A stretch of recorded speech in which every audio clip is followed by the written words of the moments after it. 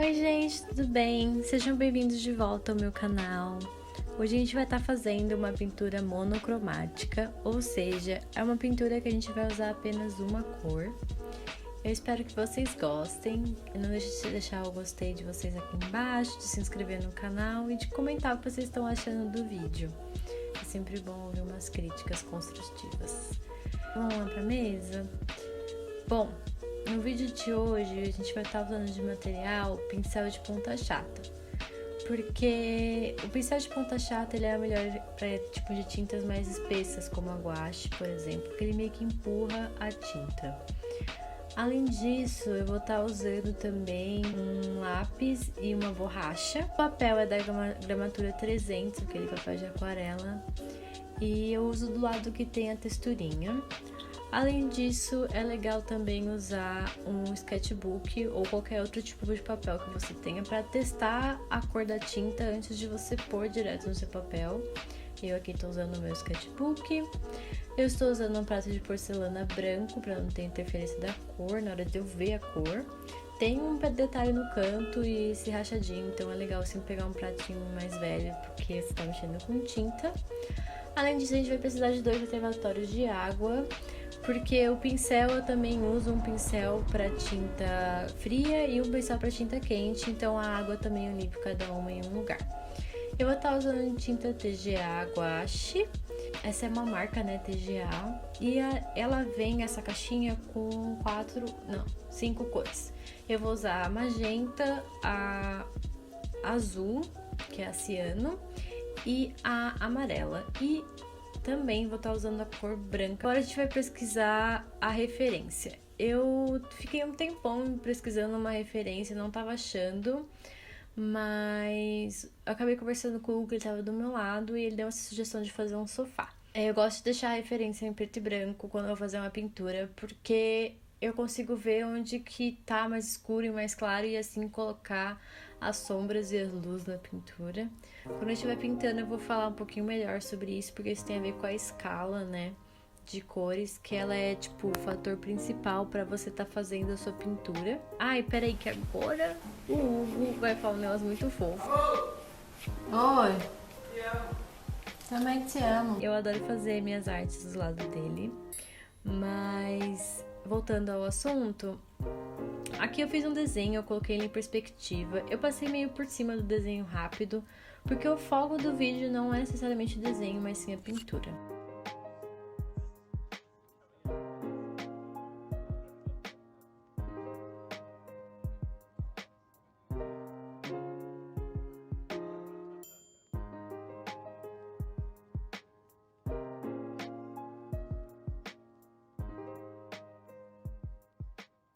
Aí eu resolvi fazer a pintura numa cor azul.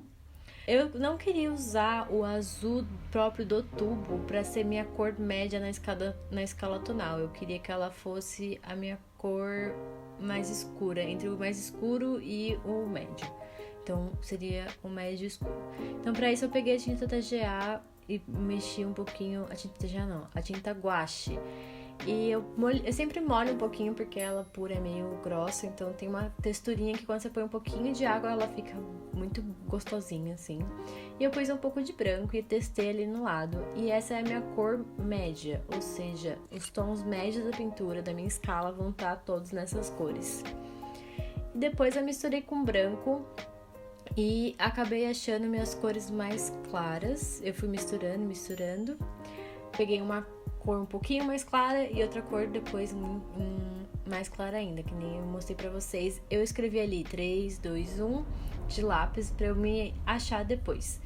O importante é que você veja como se fosse um pulo entre uma cor e outra, sabe? Você vai olhar um azul e você vai perceber que ele não é igual. Tipo, ali em cima da manchinha que tá com o número 1, que é a minha mancha mais clara, tem um tom. Esse tom esses dois tons de teste, eles estão muito perto daquele outro azul, tá vendo? Você quase não percebe a diferença. Essa diferença é o que eu chamo de pulo. Então é preciso que você veja bem nítida essa diferença para na hora que você for fazer a pintura, essa escala de tons fazer sentido. Além disso também, eu aprendi na aula de desenho que é legal você usar o restante das cores primárias para poder fazer a sua cor mais escura. Quando você junta essas três cores, você faz um preto, que a gente chama de preto colorido. Se vocês quiserem, eu explico melhor sobre essa teoria de cor, então comenta aqui embaixo se vocês querem um vídeo de eu explicando a teoria de cor. A cor média, então, eu usei o tom azul mesmo que veio da tinta, um pouquinho diluído em água para eu achar qual a cor que eu queria. Agora eu queria falar sobre artistas de referência. Eu vou falar sobre dois artistas nesse vídeo. O primeiro artista é o Ayrton. O Ayrton é um amigo meu que eu conheço na faculdade. Ele faz artes na Belas Artes, artes visual.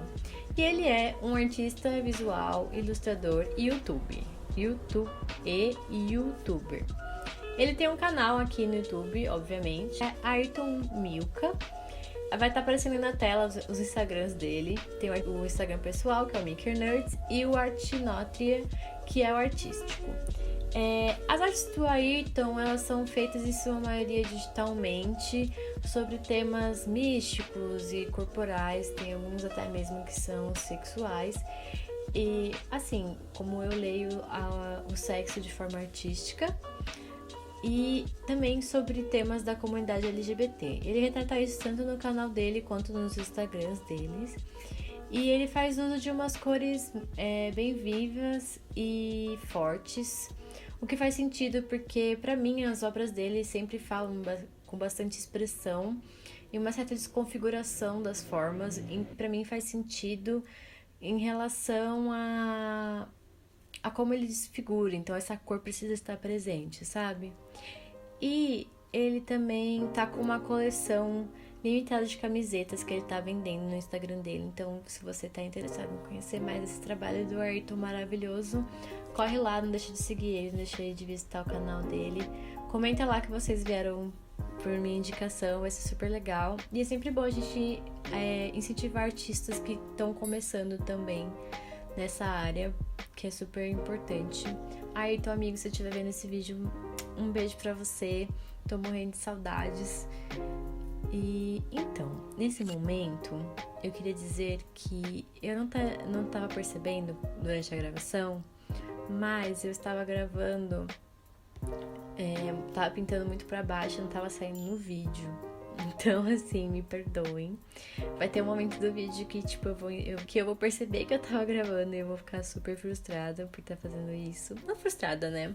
Mas, enfim, eu vou ficar meio chateada com isso. Mas, vida que segue, tamo aí. Tô aprendendo a gravar. Pra mim tá sendo uma experiência super legal gravar vídeo.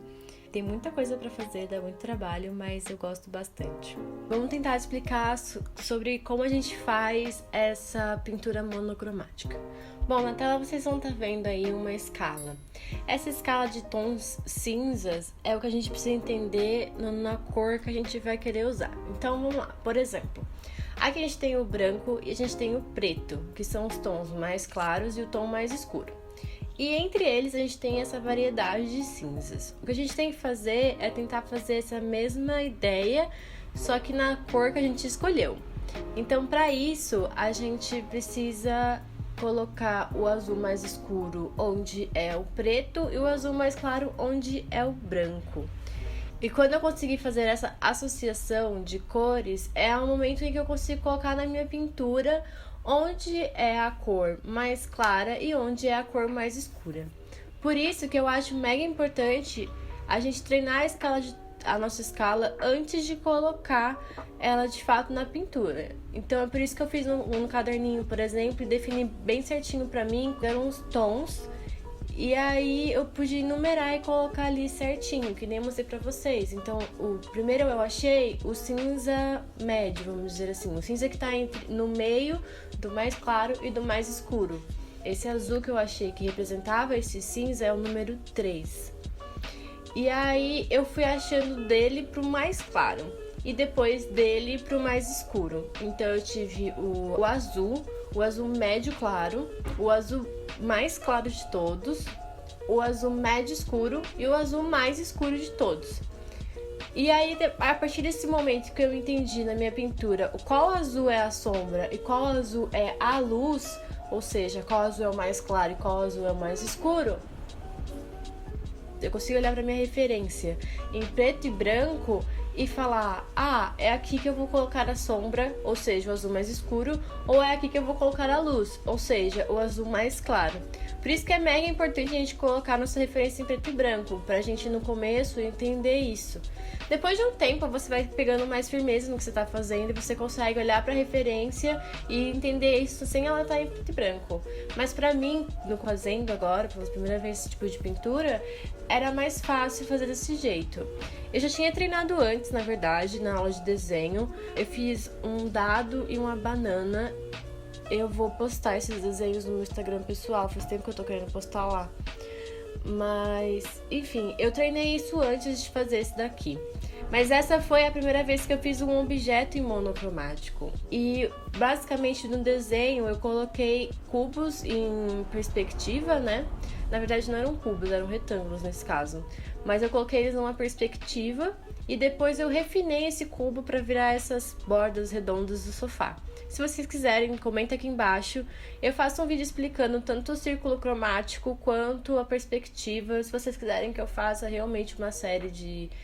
como se fossem umas aulas rápidas, umas dicas para vocês entenderem isso, pode deixar que eu faço. E é importante também ressaltar que nem sempre eu pego a referência e eu faço ela fielmente. Então tem vários elementos nessa foto que eu acabei não fazendo, como o abajur e tudo mais. Tem umas plantinhas ali embaixo, se eu não me engano, e aí eu acabei não fazendo ela. Não tem problema também, tipo, tem vários detalhes do sofá que eu acabei não fazendo porque eu não me senti confortável em fazer.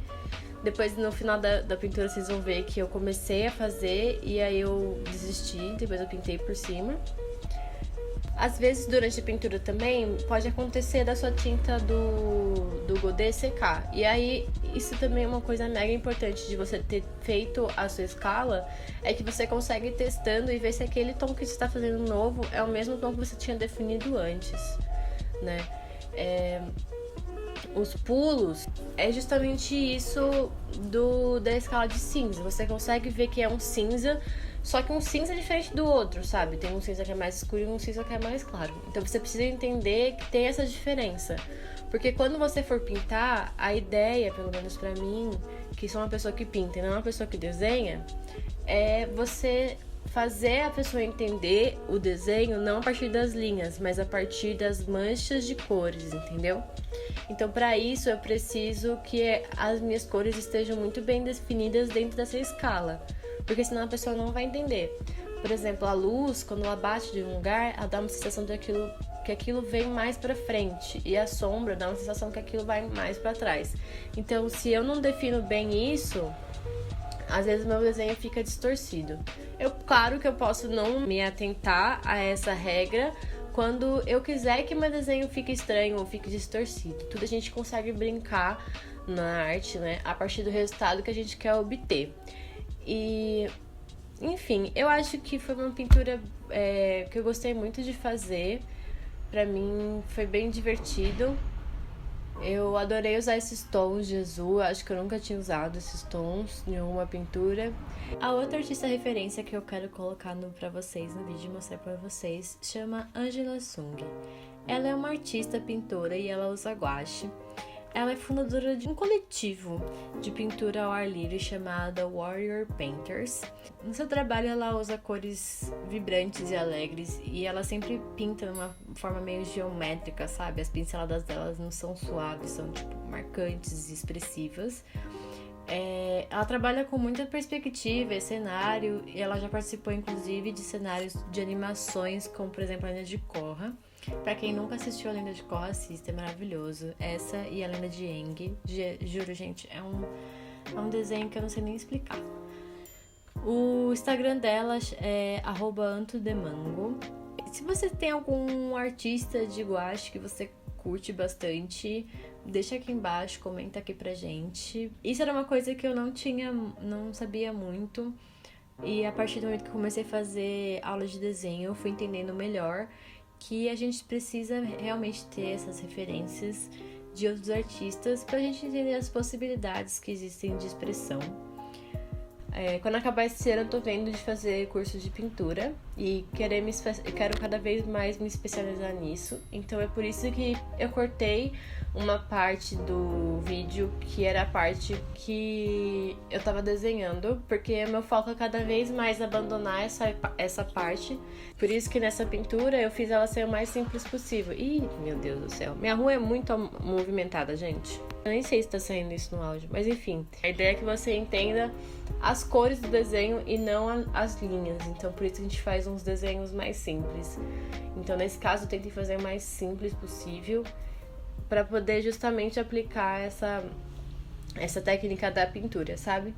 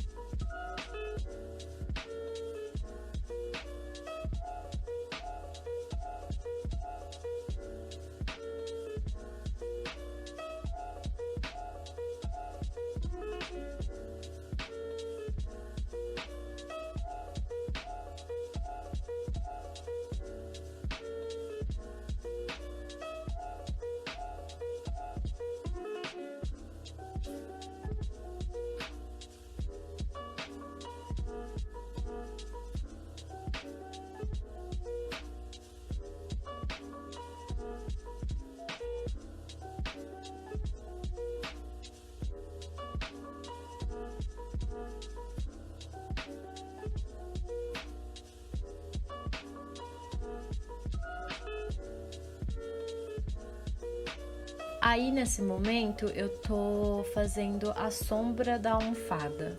A sombra da almofada, eu fiz ela num tom muito claro pra ser uma sombra. E ali tem tipo uma barriga que eu acabei fazendo sem querer e eu não gostei. Aí depois eu fiz a sombra do sofá num tom mais escuro. Eu não sei porque eu fiz isso, porque era obviamente esse o tom da sombra, porque ela é muito mais escura, sabe?